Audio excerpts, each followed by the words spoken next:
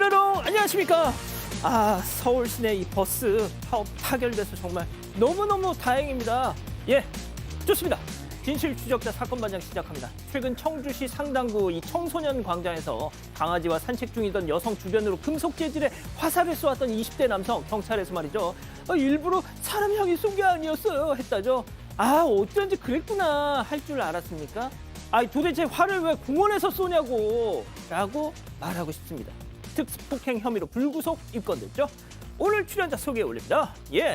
김하나 아나운서, 양지열 변호사, 박지은 변호사, 정신과 전문의 이광민 원장 나오셨습니다. 안녕하세요. 안녕하세요. 영상부터 달립니다. 어제 저녁 서울시청역 인근입니다. 경찰이 내려라고 했는데도 무시하고 저렇게 쉥 하고 도주하더라고요. 경찰관님들 조심하세요 하신 김수연님. 골프장 캐디입니다. 경북 군위에 있는 우리 골프장 예쁜 수달이 놀러오는 친환경 골프장이에요 하신 김은정님. 우리 집 남매 쌍둥이 수호 수빈이가 과일 먹다가 웃고 있는 샤인머스킷을 발견했어요 하신 이지은님. 오는 24일 우리 예쁜 딸 이유진 결혼합니다. 멋진 사위 김응현 모두 사랑한다 하신 김홍민님. 모두 사랑합니다. 재미는 물론 의리로 함께하는 아세사바 뉴스 최고! 대한민국과 전 세계 동포 가족 여러분의 시선을 모아서 출발합니다.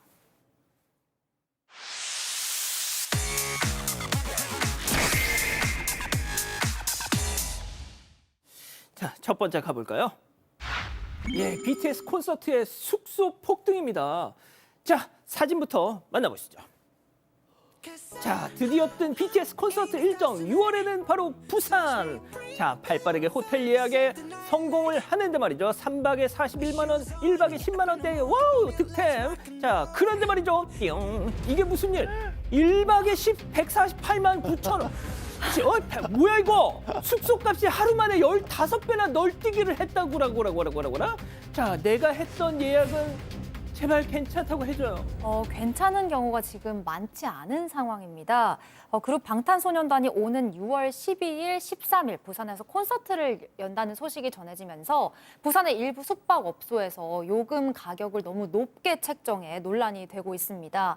저희 사건반장에도 관련해서 여러 제보가 들어왔는데요. 경기도에 거주하는 한 제보자는 어제 자정에 콘서트 일정이 공개된 후에 곧바로 부산의 호텔 2곳에 예약을 넣었다고 합니다. 4년 전 BTS 부산 콘서트 때 숙소가 갑자기 취소된 적이 있어서 혹시 몰라서 6월 11일부터 14일까지 총 3박으로 2군데를 예약한 거라고 하는데요. 그런데 아니나 다를까 어제 오전과 낮에 호텔 2곳에서 모두 연락이 왔습니다. 뭐라고요? 전산 오류가 생겨서 가격을 다시 설정해야 한다. 기존 예약은 취소를 해달라. 이런 요청을 한 겁니다. 제보자가 가격 더 올리려고 하는 거 아니냐고 물으니까 숙박앱 측에서 맞다고 인정을 하면서 포인트 드릴 테니까 취소를 해달라고 요청을 했대요. 그 이후에 제보자가 다시 해당 호텔의 숙박비를 검색해 보니까 전날 10만 원대였던 숙박비가 하루 새 약 150만 원까지 올라 있었습니다. 지금은 한 100만 원 정도로 살짝 낮춰진 상태입니다. 뭔 갑자기 전산 오류야. 난 발빠르게 예약을 잘 했는데. 전산장에 거짓말 같지요. 사실은 이 제보자에 따르면 BTS 팬들한테 들은 얘기라고 합니다. 강제로 예약을 취소하는 경우가 속속 있다고 하고요. 더 문제는 900만 원짜리도 있다고 합니다. 숙소, 호텔이. 150만 원이 문제가 아니에요. 900만 원짜리도 있다라고 해서 지금 문제 제기를 하고 있는 상황인데 BTS가 외국에서도 많이 오고 상당히 유명하니까 그럴 수는 있는데 지자체에서 좀 이걸 통제를 해야 되는 거 아니냐. 또 지금 보면 바가지 요금 이런 게 나중에 문제가 될 수 있거든요.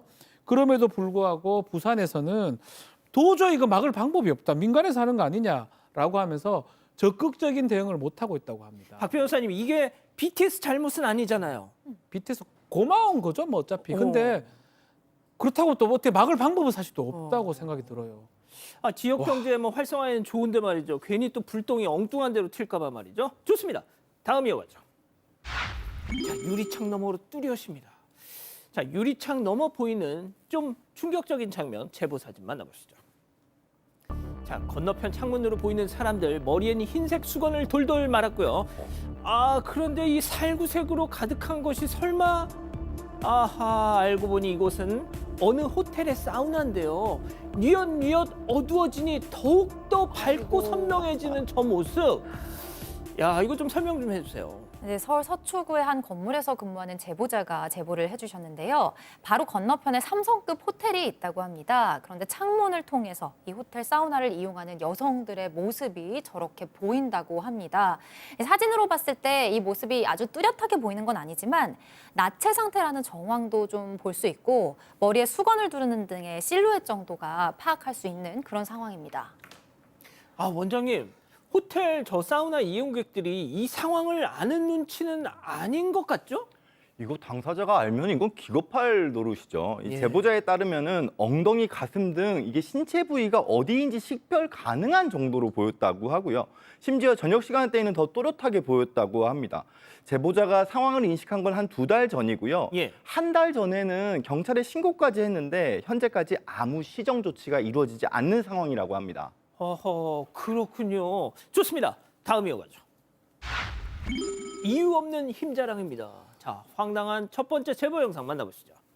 자, 끽 차단기 앞에 잠시 스톱. 자, 옆으로 슬쩍 통과해 그대로 지나치려는데 나도 같이 가. 오토바이에 걸린 줄도 모른 채 차단기를 끌고 쭉 가다가 꺾였습니다. 부러진 건 나 몰라라 혼자만 쌩. 자, 부러진 거 알았을 것 같은데. 좀 모르기가 어렵지 않을까 싶습니다. 저기가 대전 서구의 한 상가 건물 입구라고 하는데요. 지난 9일 저녁 7시쯤에 찍힌 영상입니다. 배달 오토바이에 차단기가 걸렸는데 기사분이 그냥 그대로 오토바이를 밀고 가서 결국에는 차단기가 떨어져서 고장이 난 거고요. 누군지 찾지를 지금은 못했다고 합니다. 그냥 개인 배달원 갔다고 하는데 경찰에 신고를 일단 한 상태이기도 하고 만약에 못 찾으면 여기 상가니까 상가 입주민들이 관리비로 부담해야 할 상황이라고 하네요. 아이고. 자, 두 번째 제보 영상 만나보시죠. 자, 야심한 새벽 나타난 두 남성.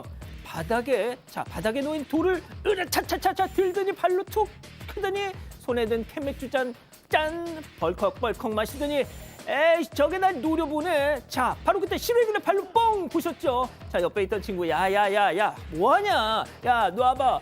제가 나한테 시비 걸었다니까 하면서 그렇게 야밤에 자기들끼리 활극을 찢고는 사라집니다. 지금 시래기랑 한판 붙으려고 했던 거죠? 예, 싸우려고 하는 것처럼 보이는데 이게 새벽 4시 30분입니다. 제보자는 여기서 뷰티숍을 운영하고 있는데 어떤 남성 2명이 아마 술에 취한 걸로 보이는데 새벽에 가다가 막 길에 돌을 차고 막 이러다가 결국은 급기야는 시래기를 차는 모습을 보였고요. 파손을 시켰습니다. 수리비가 15만 원 나왔는데 제보자가 이걸 부담을 했다고 아이고, 합니다. 저거. 당연히 경찰에 신고했죠. 재물손괴죄 같은 게 성립할 수 있으니까요. 신고를 했는데 2달이 지났는데 아직까지 수사 중이라고 합니다. 아이고. 만약에 얼굴을 공개한다면 예. 바로 잡겠지요. 그러니까요. 아, 원장님, 도대체 말 못하는 저런 물건에다 발길질하는 그 심리는 도대체 뭡니까? 저건 술 마시고 헛거를 봤다고 봐야 되지 않을까요? 아, 그렇군요. 헛것을 봤군요. 좋습니다. 마지막 사연 이어갑니다. 누구 보고 치우라고. 자, 집단 지성의 판단을 받아보고 싶으시다면서 제보해 주신 사연 함께 들어보시죠.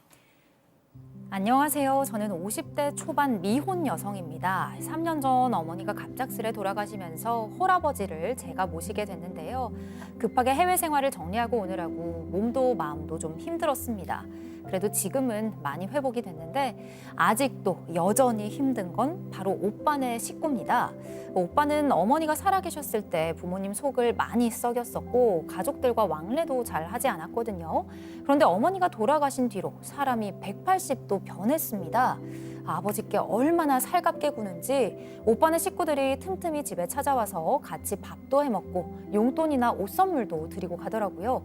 그러다 하루는 퇴근을 하고 늦게 집에 돌아왔는데요. 아이고 우리 한이 왔나? 다녀왔습니다, 아빠. 피곤하다. 아빠 근데 집이 왜 이렇게 더러워요? 아 그래. 아까 그 지혜리네 식구들 왔다가 저녁을 먹고 갔어.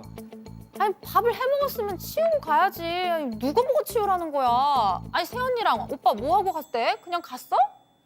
야, 이 모르겠다. 아유 그 뭐 왔다 가면 좋지. 뭐 그것도 그러노. 아버지께 다 잘해드리는 건 좋게 생각하지만 밖에서 먹거나 아니면 본인 집으로 모시고 가서 먹을 수도 있는 거잖아요. 그런데 매번 이런 식으로 집을 잔뜩 더럽히고 가니까 제 입장에선 그저 황당하기만 합니다. 엄마가 돌아가시고 오빠가 뒤늦게 정신을 차렸나 싶다가도 혹시 이 사람 다른 속셈이 있나? 괘씸하기도 한데요.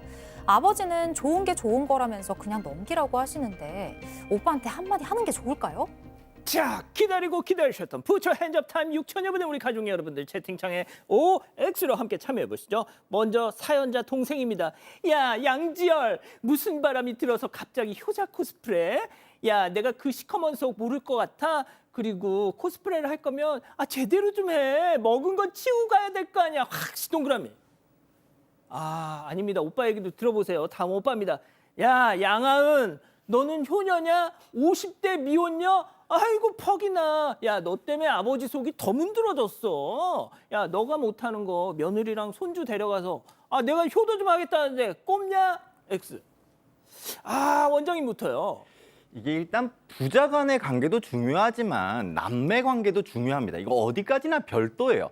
딸이 아버지를 모시고 살면 더 챙겨주지는 못할 망정 이게 뭡니까? 그리고 엄연히 이 집은 여동생도 사는 집이에요. 그런 면에서는 여동생도 존중을 해줘야죠. 그렇군요, 박 변호사님. 자, 이거는 한 번쯤은 반드시 얘기를 하셔야 될 것 같아요. 뭐 어떤 의도인지 뭐 그거는 중요하지 않은 것 같은데 이렇게 먹고 어지럽히고 지금 가버린 상황 아니겠습니까? 그 부분을 이제 얘기해야 되나 말아야 되나 하는데 뭐 아주 정중하게 얘기할 수 있을 것 같아요. 왜 자꾸 오는 거면 오는 건 좋은데 청소를 하지 않는 이유가 뭐냐고 질문하는 것은 반드시 필요해 보입니다. 양 변호사님, 저는 왜 자꾸 오는지 그 의도가 궁금합니다. 아마 시청자분도 그 생각을 하고 계실 것 같은데 그 동명인 양지열의 속이 좀 뻔히 들여다보이는 맞습니다. 작태가 아닌가 싶습니다.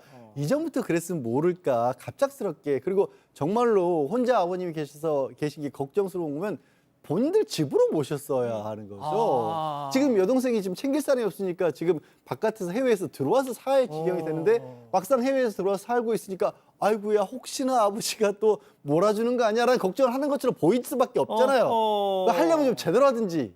뭡니까, 저게? 그러니까요. 양하은 씨. 우리 키미님께서도 그렇고 정경수님, 미카엘라님 저희 가족분들 모두 지금 상속을 노리는 것 같다고 말씀해 주셨고요. 그러니까. 뭘 봐, 너나 잘해 님께서 먹었으면 치우고 좀 가세요라고 말씀 주셨습니다. 예, 좋습니다. 제보 메일, 제보 카톡 많은 연락 주시고요. 잠시 후 돌아옵니다. 채널 고정 리모컨 돈 터치. Here for your trip? 호텔에서 말이야. 누군가는 프로포즈를 주고받았대. 나는 어떤 방을 만나게 될까?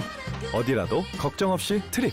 호텔 최저가 보장제 24시 고객센터. 호텔 예약도 트립닷컴. 새로워진 콘택 콜드. 재채기, 콧물, 코막힘, 알레르기 비염. 걸렸구나 생각되면 콘택 콜드. 유한양은 약국에서 컨택하세요. Here for your trip? 호텔에서 말이야. 누군가는 첫 관객이 생겼대. 나는 어떤 방을 만나게 될까? 어디라도 걱정 없이 트립. 호텔 최저가 보장제 24시 고객센터. 호텔 예약도 트립닷컴.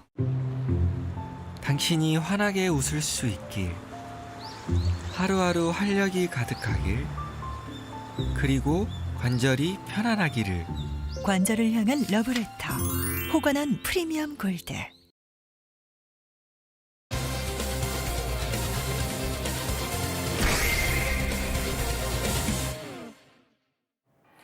지금 보시는 장면은 울산에 위치한 한 정신의료기관의 CCTV 화면입니다. 남성 2명이 한 남성을 붙잡고 병실 안으로 들어가는데요. 잠시 뒤 간호사가 다녀가고 다른 환자들도 하나둘 모여듭니다. 그런데 이때 앞서 병실로 들어갔던 두 남성, 마치 좋은 일이라도 있었던 것처럼 서로 마주보며 하이파이브를 하는데요. 대체 이곳에서 무슨 일이 있었던 걸까요? 예, 4년 전 안타까운 사건으로 오빠를 잃은 30대 여성분이 저희한테 연락을 주셨습니다. 자, 양 변호사님 먼저 어떤 사건이었는지 설명 좀 해주시죠. 일단 사건의 배경을 좀 말씀을 드릴게요. 이 제보자분이 2살 터울 오빠가 있는데 오빠가 다운장애 증후군이 있어서 정신장애 1급 판정을 받았다라고 합니다. 그런데 이제 장애인 학교를 다녔고 또 어른이 된 뒤에 장애인들이 일할 수 있는 공장에 취업을 하긴 했대요. 근데 적응을 못해서 금방 그만뒀고 집에 혼자 있어야 하는데 문제는 지능이 한 6살, 7살 정도에 그쳤다라고 합니다. 그래서 혼자서 뭐 라면 하나 끓여 먹는 것도 굉장히 어려운 상황이어서 그냥 둘 수가 없지 않습니까? 식구들은 다 일하러 나가야 되니까. 예. 아름아름으로 해서 아버지 지인을 통해서 이 정신의료기관을 소개를 받았고요. 2011년부터 2011년 7월경에 오빠를 이제 입원해서 그곳에서 지내게 했답니다. 예, 아무래도 뭐 이번 사건은 우리 이광임 원장님이 좀 많은 말씀을 주셔야 될 것 같은데 이 제보자에 따르면 이 장애인 복지시설 여기가 이제 대기자가 너무 많아서 바로 들어갈 수가 없는 상황이었다고 합니다. 다행히 그런데 오빠는 정신의료기관에 입원한 뒤에 10년 동안 잘 지냈는데 자 그런데 4년 전 갑자기 사망을 했다. 피해자분 입장에서는 너무나도 안타까운 상황이죠. 제보자의 오빠는 4년 전인 2022년 1월 18일에 입원 중이던 울산의 한 정신의료기관에서 사망을 했습니다.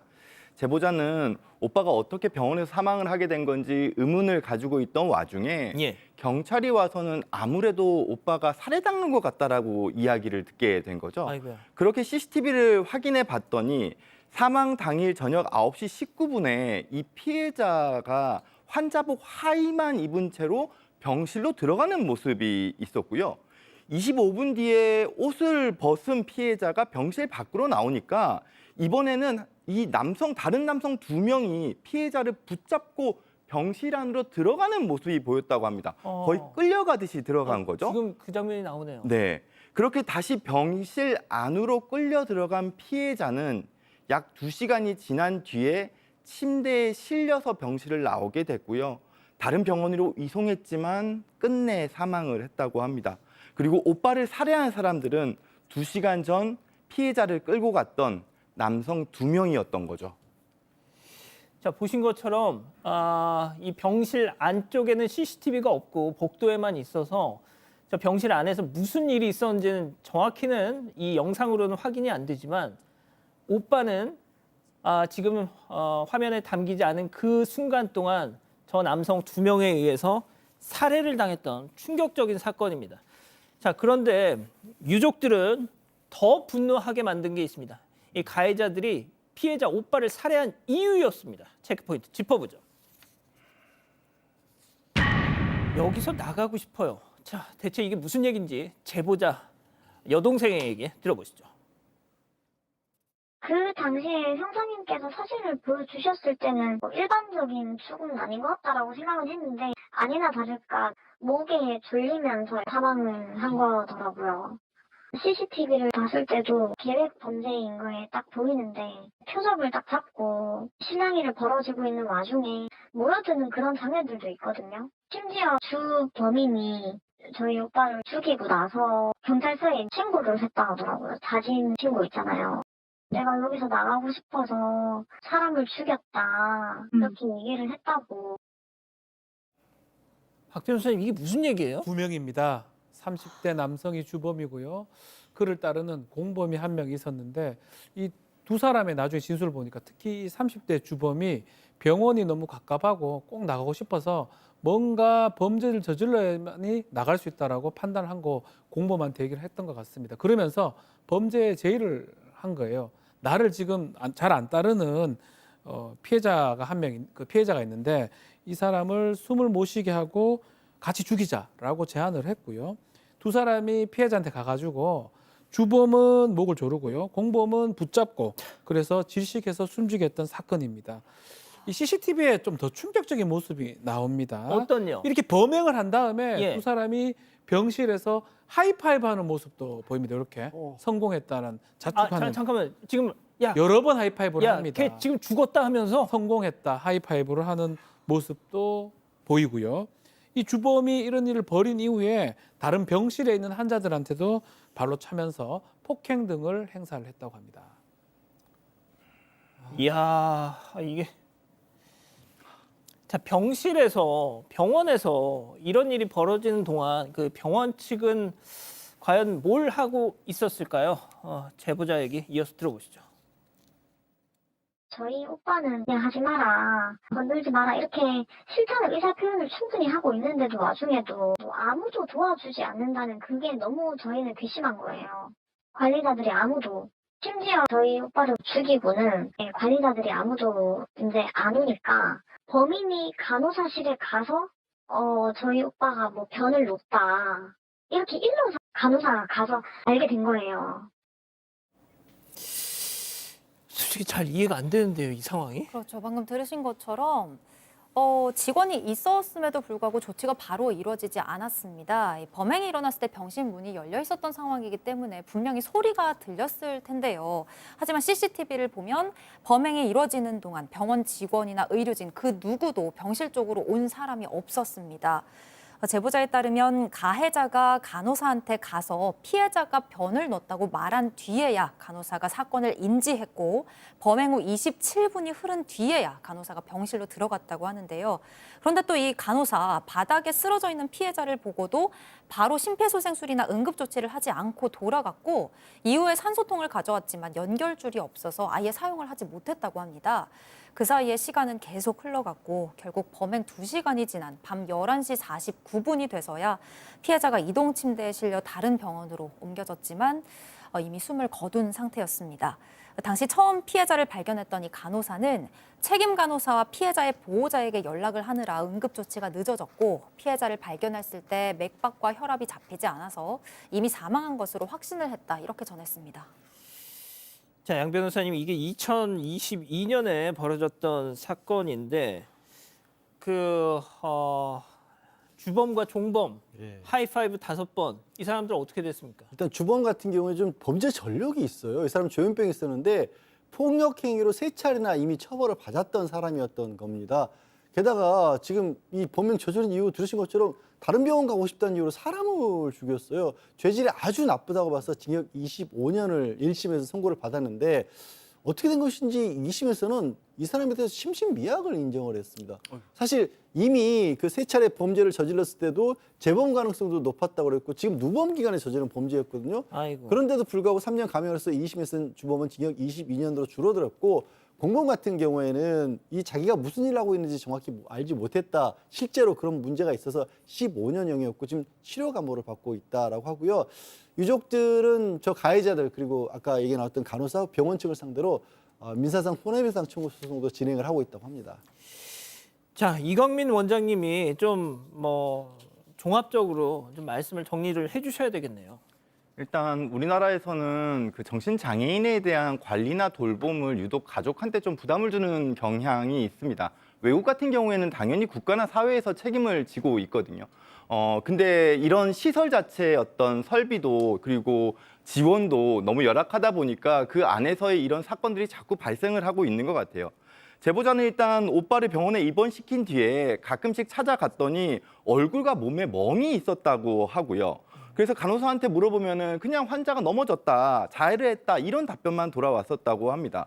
그리고 현실적으로는 이게 집에서 돌볼 수 있는 상황은 아니었는데 괜히 이런 거를 병원에다가 이렇게 컴플레인을 하면 오빠에게 피해가 갈까 봐 더 이상 물어보지 못했던 게 너무 미안한 마음이 든다라고 하셨고요.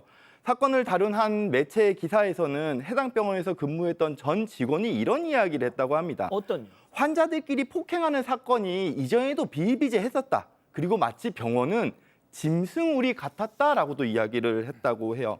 그리고 피해자가 사망한 이후 최근인 2024년 7월에도 병원에서 지적장애인이 다른 환자에게 폭행을 당해서 사망하는 사건이 동일한 병원에서도 일어났었다고 합니다. 아하. 제작진이 병원에 연락을 해서 입장을 물어봤지만 답변을 거부했고요. 유족은 피해자 사망 이후 국가인권위원회에 짐정서를 넣었고요. 인권위원회에서는 전 직원을 대상으로 직무교육을 실시하겠다고 권고하는 수준이었다고 합니다. 자, 원장님, 이 병원의 어떤 대응이나 이 관리 별로 그렇게 많이 바람직하지 않은 거죠? 당연히 바람직하지 않죠. 그리고 정신장애인들에게는 이 병원이라는 공간은 일단 지금 집이나 마찬가지입니다. 그리고 요즘은 더 이상 저희가 이런 병동을 폐쇄병동이라고 부르지 않고 보호병동이라고 부르거든요. 근데 이 병원은 그냥 폐쇄병동이라고 부르는 게 맞을 것 같습니다. 예, 알겠습니다. 첫 번째 사건 이렇게 정리하고요. 두 번째 이어갑니다.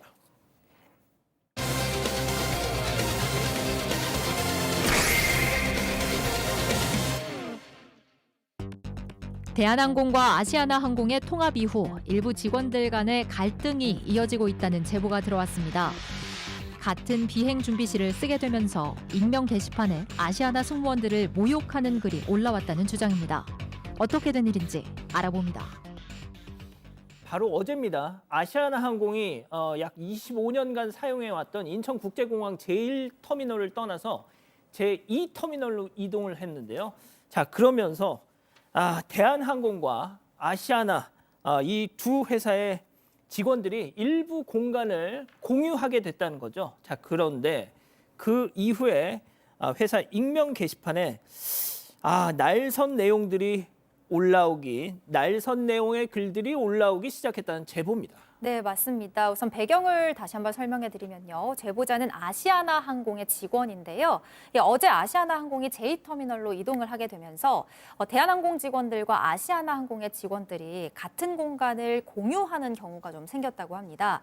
그 중에 하나가 바로 비행 준비실인데요. 직원들이 근무하기 전에 대기를 하거나 이동 준비도 하고 또 휴게 공간으로 이용하는 그런 공간입니다.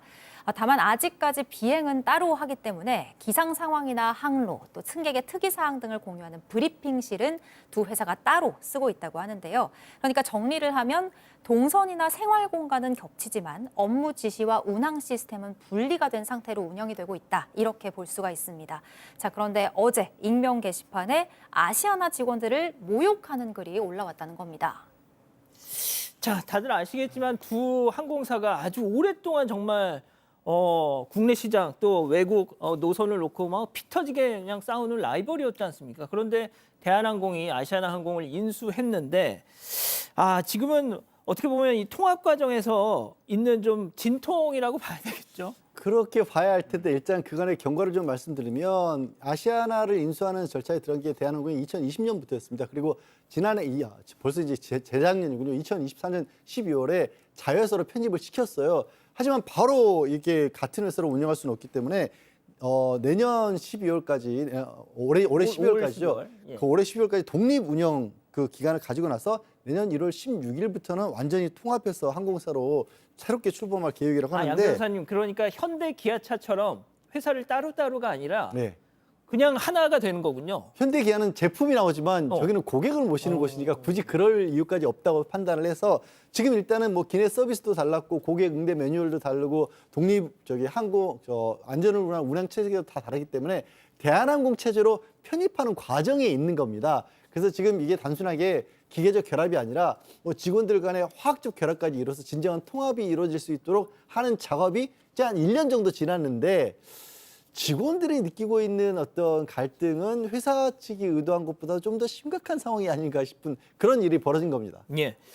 자, 한 지붕 한 식구가 되긴 했지만 직원들 사이에는 아직까지 좀 묘한 긴장감이 흐르고 있고 그 와중에 이런 이유로 비난의 대상이 돼서 너무나 속상하다 이렇게 얘기를 하는 분들이 계십니다. 체크포인트 짚어보죠. 아시아나 출신. 자, 제보자 얘기 들어보시죠. 직접적인 충돌은 없지만 그런 묘한 긴장감이랑 위축되는 분위기는 느껴지는 거죠.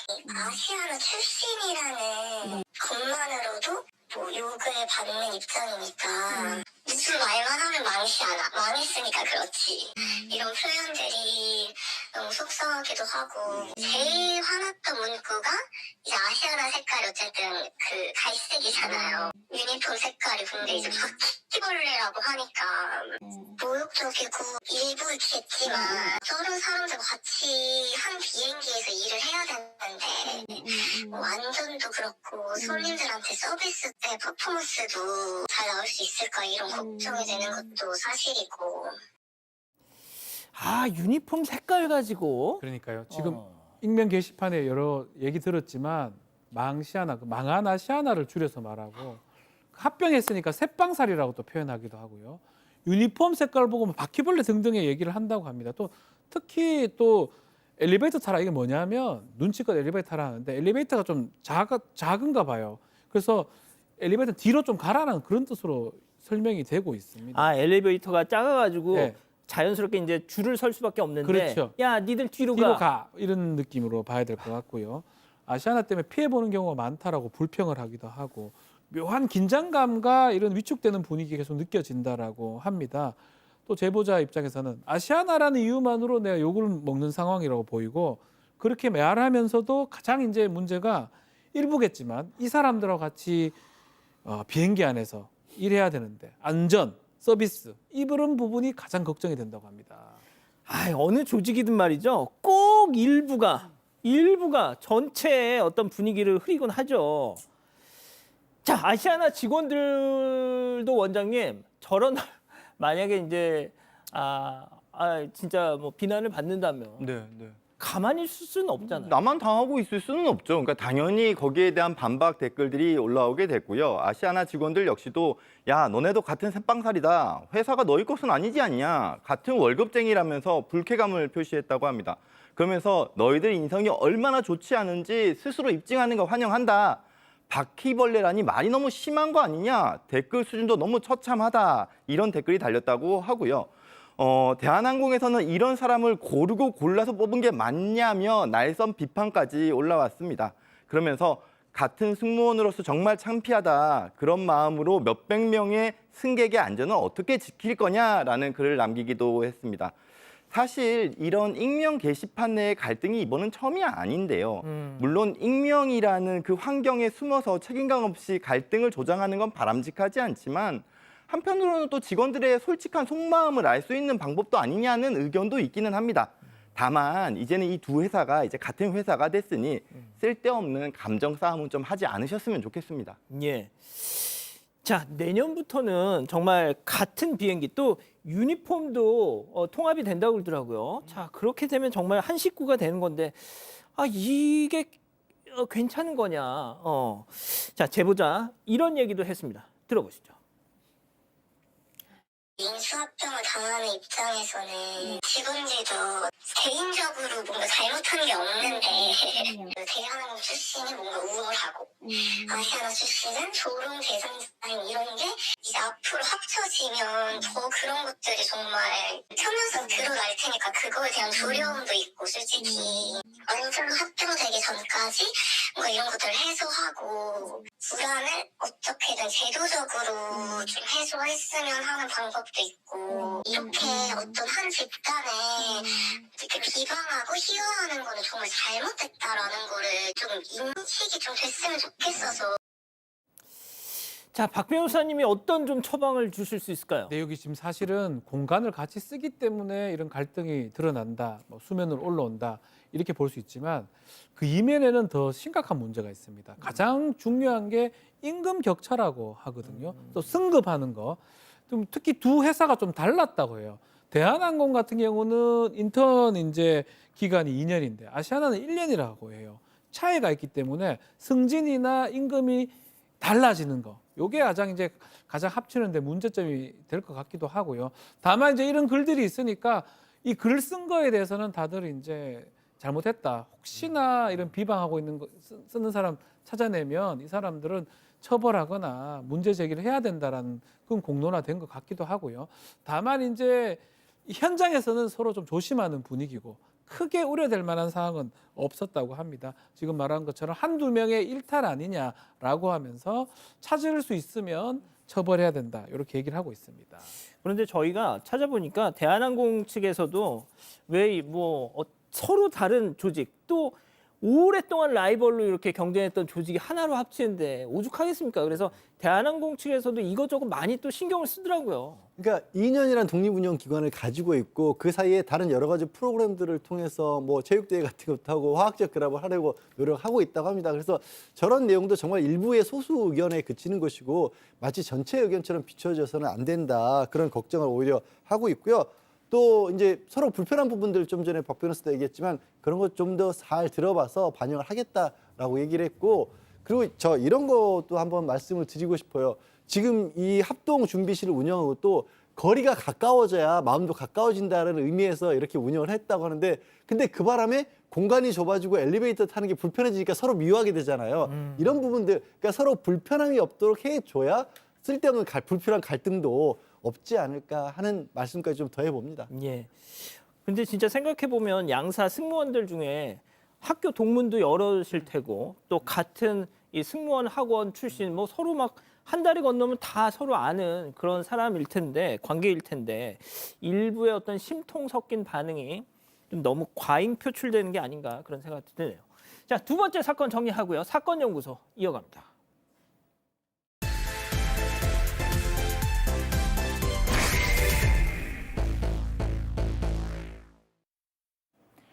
2021년 8월 4일 늦은 밤, 세 남성이 의정부 시내 한복판에서 서로 맞서고 있습니다. 술에 취한 남성이 자리를 떠나려 하지만 이내 다시 말다툼이 이어지는데요. 잠시 뒤 이 남성은 바닥에 쓰러져 있고 그 주변을 여러 명의 남성들이 둘러싸고 있습니다. 곧바로 구급차가 출동하고 현장 상황이 급박하게 돌아가는데요. 오늘 사건 연구소의 키워드는 폭행과 사망 연결고리입니다. 예, 2021년 길거리 한복판에서 한 남성의 심장이 멈췄습니다. 자, 그날 밤 양 변호사님 무슨 일이 있었던 걸까요? 2021년 8월이었고요. 경기도 의정부의 번화가 한복판이었습니다. 30대 남성하고 여러 명의 다른 남성들하고 다툼이 발생을 했는데 이어서 얼마 뒤에 그 남성이 길어 쓰러졌던 겁니다. 이 주변의 시민들이 응급조치를 병원으로 옮겼는데 이송한 지 13시간 만에 결국 숨졌어요. 사인은 두부 손상이었고 의료진 보니까 온몸에 폭행 흔적이 그렇게 남아 있었다라고 하는데요. 정말 안타깝게도 이 남성, 30대 남성 어린 아들과 딸을 둔 평범한 가장이었습니다. 자, 30대 남성, 숨진 피해자, 어린 아들과 딸을 둔 30대 가장. 자, 그런데 그 CCTV가 지금 잠깐 사진이 나가고 있는데 CCTV를 보니 충격적인 장면이 포착이 됐죠. 네, 이 CCTV에 담긴 모습, 일단 사망한 피해자가 길거리에서 여러 남성들과 대화를 나누는 모습이 포착됐는데요.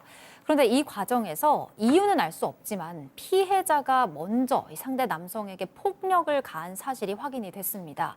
자, 이후에 상황이 급변하는데요. 주변에 있던 다수의 남성들이 피해자를 에워싸고 집단 폭행을 하기 시작한 겁니다.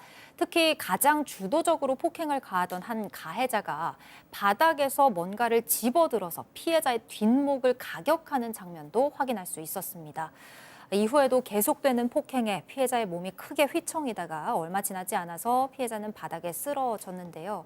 당시 현장에 출동한 소방대원에 따르면 발견했을 당시의 피해자 이미 심정지 상태였다고 합니다. 예. 그런데 이제 피해자를 폭행해서 사망케 한 이들 인근 학교에 재학 중인 고등학생들이었습니다. 당시 영장 실질 심사 영상 만나보시죠. 혐의 인정하십니까? 유족들한테 할 말 없으세요?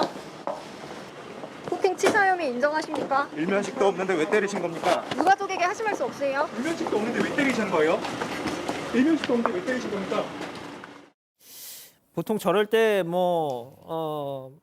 죄송합니다 이라고 말을 이렇게 하는 경우도 드물긴 합니다만 일단 고개도 상당히 빳빳한 것 같고. 자, 그런데 여기서 중요한 거. 경찰이 신청한 구속영장이 기각이 됐었어요. 사망이 됐는데 누가 봐도 이제 영장이 될 거라고 봤었는데 영장 기각됐습니다. 큰 거 중에 하나는 고등학생이다 이런 이유도 있겠지만 더 큰 이유가 이제 결정문에 나옵니다.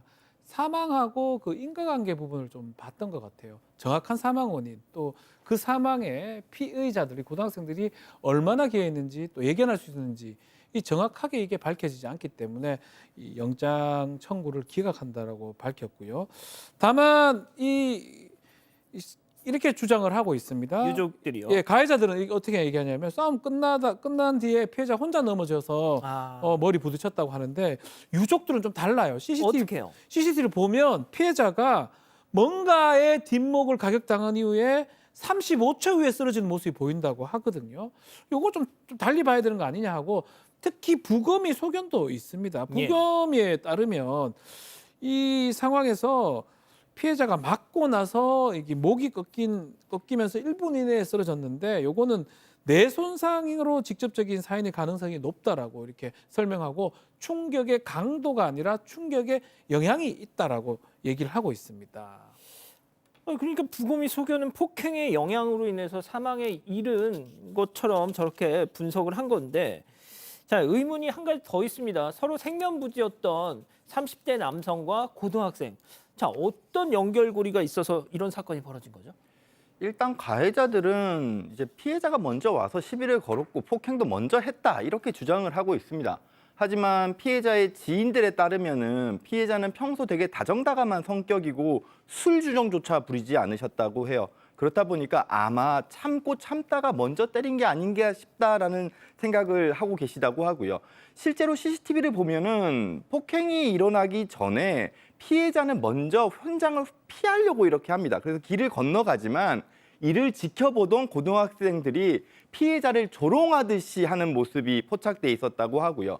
여기에 이제 아마 피해자가 다시 돌아와서 대화를 나누다가 어느 순간 분에 못 이겨서 폭행을 가하는 장면으로 넘어갔던 걸로 보여집니다.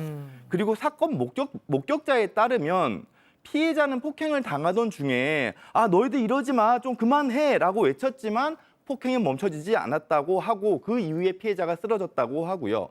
그리고 이 목격자 중에 들은 이야기로는 한 가해자가 이 피해자에게 이 XX 오늘 내가 너 죽이고야 말겠어 라는 말을 들었다고도 합니다. 자, 죽은 사람은 말이 없으니까 사건의 정확한 발단은 좀 알 수가 없는 건가요? 그렇죠. 정확한 발단을 사실 확실하게 알 수는 없는 상황인데요.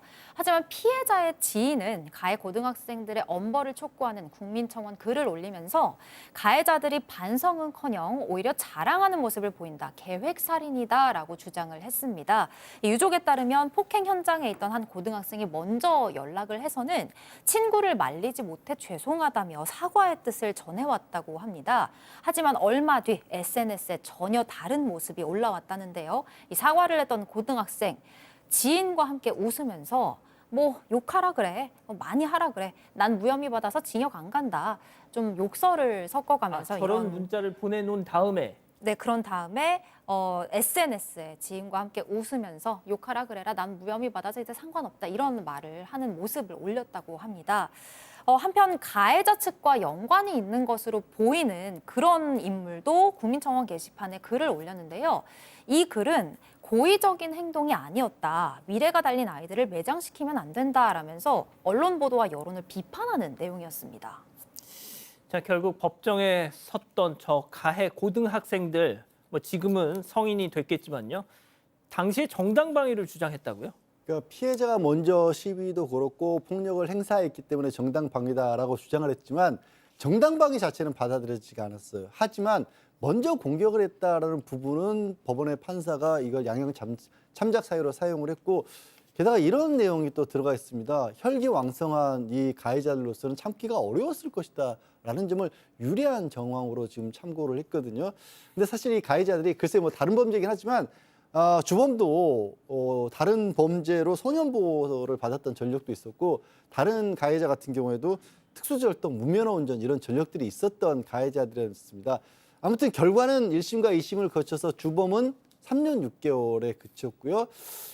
공범 같은 경우는 장기 1년 6개월, 그리고 단기 1년으로 여기는 이제 재판 끝날 때까지 미성년자로 남아 있었기 때문에 이렇게 이 벌이 정해졌습니다. 박 변호사님께 짧게 여쭤볼게요. 뭐 지금 다 나왔겠네요. 다 나왔다고 봐야 됩니다. 그리고 앞서 그 재판부 내용 중에 혈기왕성한 피고인이 참기 어려웠을 것이다. 이게 무슨 말입니까 도대체? 이게 아마 소년이었기 때문에 혈기왕성하면 때려도 돼요? 안 되죠. 소년범이고 미성년자가 범죄를 저질 때 어떻게 보면 좀 그렇게 해석을 해주는 것 같아요. 근데 지금은 좀 많이 달라졌거든요. 이게 몇 년 전이긴 한데 뭐 나이가 어리다고 해가지고 그게 똑같은 범죄인데 이게 형이 줄어들 수는 없는 거 아니겠습니까? 촉법소년도 지금 줄이려고 하고 있는 상황이고 그러니까요. 그렇다면 지금 기준으로 봤을 때는 과연 저런 판결 이유라든지 이 양형이 과연 맞는지 조금 의문스러운 부분은 있습니다. 왜냐하면 계속 얘기하지만 사망한 사람은 대답이 없습니다. 알 수가 없습니다. 동기가 뭔지, 왜 일어났는지 명확하게 알 길이 없거든요. 그러니까 이 살아있는 사람들, 가해자들의 진술에 근거해가지고 판결이 났기 때문에 그 부분은 좀 아쉬운 부분이 있습니다. 예, 원장님이 좀 정리를 해주시죠. 이게 우선은 군중 심리라는 것도 무시는 못할 것 같아요. 이 아이들이 막상 사람들과 섞여가지고 서로 폭행을 가하다 보니까 그 안에 스스로가 묻혀버리는 거거든요. 그러면서 나의 책임이나 나의 잘못도 그냥 묻혀진다라고 착각하는 거죠. 특히나 어린 나이일수록 이런 사회적인 판단력이 떨어지기 때문에 이 군중 심리에 휩싸일 여지가 더 있습니다. 하지만 분명한 건 본인이 잘못한 행동에 대해서는 사회적인 책임은 반드시 뒤따르고 처벌도 있다는 것은 기억을 해야 할 것 같습니다. 예, 알겠습니다. 사건연구소 이렇게 정리하고요. 글로벌 픽 이어갑니다.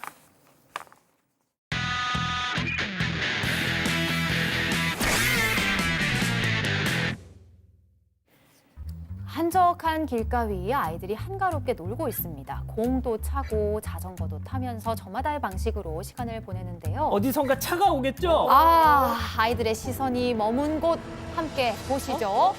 자, 곧바로 옆으로 몸을 피하는 순간 트럭 한 대가 내가 말했잖아. 아니나 다를까 빠르게 다가왔습니다. 문이 열린 채로 내려온 트럭 전봇대를 쿵 들이받고서야 멈춰 섰는데요. 제가 말했잖아요. 자, 아직 사고 원인에 대해서 자세히 전해진 건 없는데요. 재빨리 몸을 피한 아이들 다행히 다치지 않았다고 해서 너무 무사하니까 다행입니다. 예, 다음 이어갑니다. 자, 이분은 평소에 강아지와 함께 스키를 즐겨 탄다는 여성입니다. 이날 중 여느 때처럼 강아지를 데리고 스키를 타러 왔는데 위험한데요. 자, 스틱을 잘 짚고 멋지게 내려오다가 순간 균형을 잃고 싹 넘어졌어요. 근데 눈이 같이 쏟아진 겁니다. 와르르 쏟아지면서 저 여성 아래로 하염없이 이게 뭐야? 떠밀려 갑니다. 왜? 함께 눈 위를 달리던 강아지 놀란 듯이 황급히 저 보이시죠? 여성을 쫓아서 열심히 쫓아가고 있는데 점점 속도까지 붙어요. 이게 뭐야? 더욱 아찔해지는 상황에서도 여성은 연신 뒤돌아보면서 강아지 걱정에 빠집니다. 둘 다 괜찮은 거죠? 네, 다행히 보시죠. 중간에 멈췄어요. 그래서 저 여성도 강아지도 무사하긴 했는데 여기 스키 타러 자주 오던 곳이라는데 이런 일까지 겪으면서도 다시 올 엄두가 날지 싶습니다. 원장님 이게 눈 사태 났나 봐요. 네, 눈 사태인 것 같고 그래도 저 강아지가 주인을 지키려고 하는 마음이 보이네요. 그랬구나. 다음 이어갑니다. 자, 한 남성이 삽을 들고 차 앞에 쌓인 눈을 부지런히 치웁니다. 자, 그리고 차를 뺀 뒤에는요.